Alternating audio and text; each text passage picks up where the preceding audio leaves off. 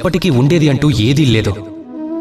ఏదైనా నిర్ణయం జరిగిన తర్వాత అది ఏదో ఒక రోజు తప్పకుండా విరిగిపోతుంది. కానీ ఈ విరిగిపోయే నిర్ణయాన్ని మీరు ఎలా చేస్తారో అది మీ మీదే ఆధారపడి ఉంటుంది. ఒకసారి ఆకాశంలోకి చూడండి. ఈ మేఘాలు ఇవి కూడా విరిగిపోతాయి. కానీ స్వయంగా విరగటంతో పాటు అవి వర్షాన్ని నిర్మిస్తాయి. మట్టి ముద్ద విరిగిపోతేనే విగ్రహ రూపాన్ని తీసుకుంటుంది. అది భూమి లోపల ఎక్కడో ఒక విత్తనాన్ని నాటినప్పుడు అది విరిగిపోతుంది.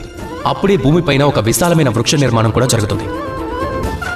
ఒకవేళ జీవితంలో ఏదైనా విరిగిపోతే అప్పుడు నిరాశ చెందకండి.